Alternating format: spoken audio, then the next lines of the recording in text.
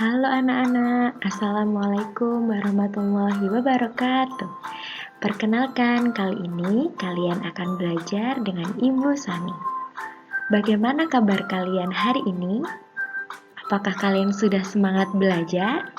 Tentu sudah ya anak-anak.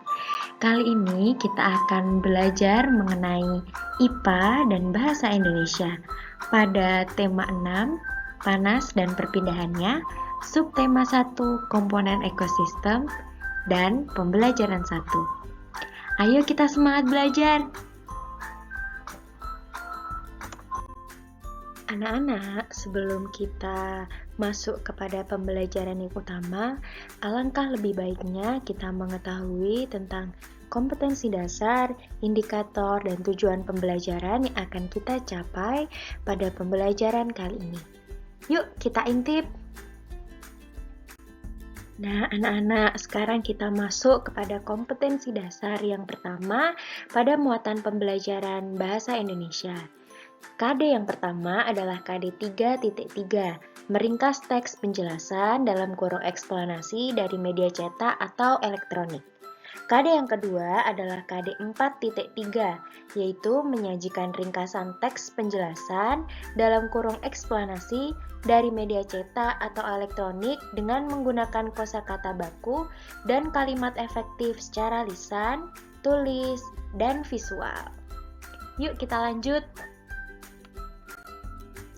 Nah, untuk KD muatan pembelajaran IPA, yang pertama yaitu KD 3.6, menerapkan konsep perpindahan kalor dalam kehidupan sehari-hari.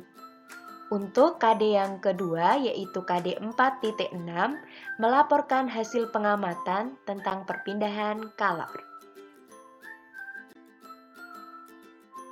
Anak-anak, yang kedua, kita harus mengetahui tentang indikator yang akan kita capai pada pembelajaran hari ini. Yang pertama adalah indikator muatan pembelajaran Bahasa Indonesia, yaitu indikator 3.3.1. Menyusun rangkuman teks eksplanasi dari teks bacaan. Yang kedua, indikator 4.3.1. Menuliskan hasil rangkuman informasi penting dalam teks bacaan. Selanjutnya yaitu indikator muatan pembelajaran IPA. Indikator yang pertama adalah indikator 3.6.1, menganalisis tentang proses perpindahan kalor. Yang kedua adalah indikator 4.6.1, membuat teks laporan percobaan pengamatan tentang proses perpindahan kalor. Anak-anak, untuk yang ketiga, kita harus mengetahui tentang tujuan pembelajaran yang akan kita capai. Yang pertama, tujuan pembelajarannya adalah dengan menuliskan kata-kata kunci yang ditemukan dalam tiap paragraf bacaan, siswa mampu menyusun rangkuman teks eksplanasi pada media cetak secara tepat. Yang kedua, dengan membuat kesimpulan bacaan, siswa mampu menuliskan rangkuman ringkasan teks secara tepat. Yang ketiga, dengan melakukan percobaan tentang bagaimana sumber energi panas dapat menyebabkan perubahan, siswa mampu menerapkan konsep proses perpindahan kalor dalam kehidupan sehari-hari secara bertanggung jawab. Yang keempat, dengan melakukan percobaan pada LKPD, siswa mampu membuat laporan hasil pengamatan tentang proses perpindahan kalor secara tepat. Anak-anak, Ibu kali ini memiliki gambar. Kira-kira gambar apa ya anak-anak? Yuk kita lihat bersama-sama. Nah, ini gambar apa ya anak-anak? Ya, betul. Ini gambar seorang anak yang sedang ada di pegunungan dan memakai baju yang tebal. Selanjutnya, gambar ibu sedang menjemur pakaian. Selanjutnya, nah, gambar panci yang sedang dipanaskan. Coba anak-anak, kalian perhatikan gambar-gambar peristiwa di layar ini. Gambar kegiatan manakah yang paling sering kalian lihat dalam kehidupan sehari-hari? Apakah persamaan semua gambar tersebut? Ya, semua gambar di atas berhubungan dengan kalor atau energi panas. Tahukah kamu sumber energi panas apa saja yang ada pada gambar di layar ini? Ya, ada api dan matahari. Bagaimana dengan tubuh manusia? Apakah tubuh manusia mengeluarkan energi panas juga? Ya, bagaimana cara mengukur energi panas tersebut ya anak-anak? Yuk, mari kita lihat ke materi berikutnya. Ya anak-anak, tadi kita sudah melihat ada 3 gambar ya di slide sebelumnya. Sebelum kita beranjak ke materi yang utama, Ibu memiliki pertanyaan. Yang pertama, ya, sebelum ke pembelajaran utama, jawablah pertanyaan ini dengan teman se-WhatsApp grup kalian ya. Yang pertama adalah, apakah menurut kalian panas bisa berpindah? Yang kedua, bagaimana caranya panas berpindah? Yang ketiga, apa kalian pernah memegang gagang panci di atas kompor menyala? Yang keempat, bagaimana hal tersebut bisa terjadi? Ya, kalian ini nanti jawab di grup kalian masing-masing. Ibu akan pantau jawaban kalian. Oke? Yuk kita ke materi berikutnya. Selanjutnya, kita beranjak ke materi utama. Ibu ingin bertanya, apa itu teks eksplanasi ya anak-anak? Nah, teks eksplanasi itu adalah teks yang berisi tentang proses bagaimana suatu kejadian bisa terjadi, bertujuan untuk memberikan informasi sejelas-jelasnya agar pembaca memahami fenomena yang dibahas. Selanjutnya. Nah, anak-anak, tadi kalian sudah belajar mengenai pengertian apa itu teks eksplanasi ya. Kali ini Ibu memiliki salah satu contoh teks eksplanasi itu. Ya, judulnya adalah sumber energi panas. Dan teks ini ada pada buku siswa kalian halaman 2. Kalian bisa membaca dalam hati di rumah masing-masing ya anak-anak. Ya, ini adalah contoh teks eksplanasi itu. Ini selanjutnya. Ya, kalian bisa membaca teks eksplanasi ini di dalam hati. Lalu setelah kalian membaca teks ini, kalian mengerjakan LKPD halaman 2. Di situ ada soal mengenai teks eksplanasi itu ya anak-anak. Ibu akan menjelaskan mengenai materi bahasa Indonesia, yaitu teks eksplanasi. Ciri-ciri khusus teks eksplanasi. Yang pertama, struktur terdiri atas pernyataan umum, urutan sebab akibat, dan interpretasi. Yang kedua, memuat informasi berdasarkan fakta. Yang ketiga, memuat informasi yang bersifat ilmiah atau sering kita temui terkait dengan ilmu pengetahuan.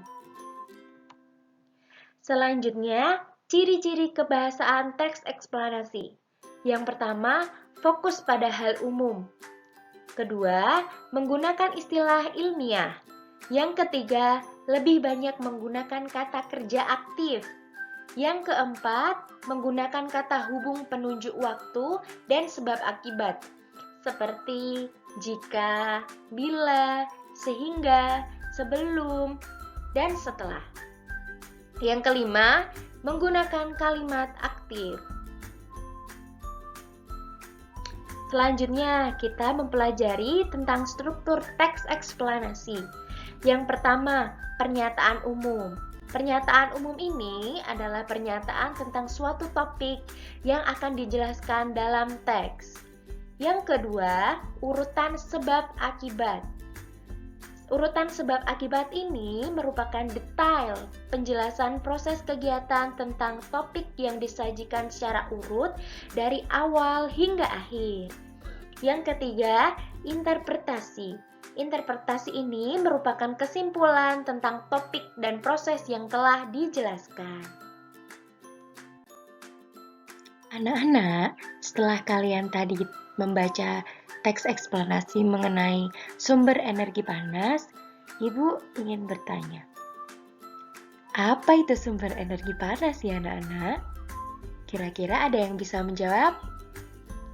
Ya, sumber energi panas adalah benda yang dapat menghasilkan energi panas.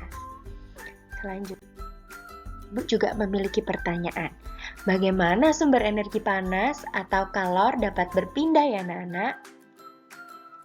Oh, ternyata pada prinsipnya kalor berpindah karena besar kalor yang dilepas sama dengan kalor yang diterima. Selanjutnya, anak-anak, selanjutnya kita akan membahas mengenai jenis benda berdasarkan kemampuan menghantarkan panas. Kira-kira ada yang tahu tidak ya? Ya, Ibu akan jelaskan. Yang pertama yaitu konduktor. Konduktor ini merupakan benda yang dapat menghantarkan kalor dengan baik. Contohnya, besi dan aluminium. Yang kedua, isolator. Isolator ini benda yang tidak dapat menghantarkan kalor dengan baik. Contohnya, kain dan kayu. Selanjutnya, bagaimana cara perpindahan panas ya anak-anak? Tenang, Ibu akan jelaskan. Yang pertama, dengan konduksi atau hantaran. Hantaran ini merupakan perpindahan kalor melalui perantara tanpa diikuti perpindahan partikel zat perantaranya. Yang kedua, konveksi atau aliran. Aliran ini merupakan perpindahan kalor melalui perantara dengan diikuti perpindahan partikel zat perantaranya. Yang ketiga, radiasi atau pancaran. Radiasi ini merupakan perpindahan kalor tanpa melalui perantara, biasanya disertai cahaya. Yang kedua, yaitu contohnya. Ya, contoh perpindahan kalor. Yang pertama, konduksi. Contohnya ini ketika anak-anak memiliki sendok besi yang ikut panas setelah digunakan untuk mengaduk teh panas. Pernah anak-anak? Pasti pernah ya anak-anak. Yang kedua, konveksi. Konveksi ini contohnya terjadinya angin darat dan angin laut. Yang ketiga, radiasi. Contohnya pancaran sinar dan panas matahari yang turun ke bumi. Selanjutnya, penerapan perpindahan kalor dan kemampuan menghantarkan kalor pada alat rumah tangga. Sebelumnya, Ibu mau bertanya, kira-kira di rumah kalian ada termos tidak ya? Pasti ada ya anak-anak. Nah, yang pertama adalah termos.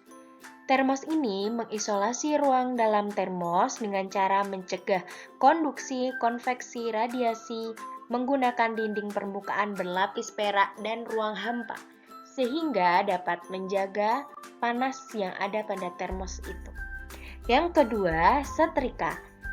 Setrika ini menggunakan bahan konduktor di bagian bawah untuk memanaskan pakaian dan menggunakan bahan isolator di gagangnya agar tangan tidak merasa panas. Nah, ini ada tips dari Ibu Sani untuk anak-anak. Yang pertama, gunakan bahan isolator tambahan saat akan memegang atau mengangkat benda yang panas. Misalnya, ketika anak-anak sedang akan mengangkat panci, gunakanlah kain lap agar tidak kepanasan tangannya. Yang kedua, manfaatkan bahan bersifat konduktor jika ingin alat berfungsi baik untuk menghantarkan panas. Misalnya, bahan aluminium untuk panci memasak. Selanjutnya, kegiatan selanjutnya, kalian mengerjakan LKPD yang telah dibagikan di WhatsApp group ya anak-anak. Kerjakanlah secara individu terlebih dahulu, lalu diskusikan pada WhatsApp grup kalian masing-masing yang telah Ibu buat ya anak-anak. Nah, sekarang kita masuk pada bagian evaluasi. Link evaluasi akan diberikan pada Ibu setelah kalian mengerjakan LKPD ya anak-anak. Aplikasi ini akan Ibu buat pada Google Form. Nanti akan Ibu bagikan. Selanjutnya, di bagian penutup. Di bagian penutup ini Ibu Sani ingin bertanya. Kalian sudah belajar banyak hal ya tadi. Yang pertama, belajar tentang teks eksplanasi. Dan yang kedua, belajar tentang proses perpindahan color. Kira-kira bagaimana perasaan anak-anak ya setelah belajar hari ini bersama Ibu Sani? Nah, ceritakanlah apa yang didapat dalam pelajaran ini dengan teman sekelompok di WhatsApp grup ya anak-anak. Ibu akan memantau pendapat tentang kalian. Ya, Ibu akhiri pembelajaran kali ini. Jangan lupa semangat. Walaupun kita masih dalam pembelajaran online, tidak apa-apa. Yang penting kita harus tetap semangat, jaga jarak, dan harus mematuhi protokol kesehatan agar kita terhindar dari COVID-19. Terima kasih. Wassalamualaikum warahmatullahi wabarakatuh. Selamat pagi anak-anak. Semoga kalian tetap semangat.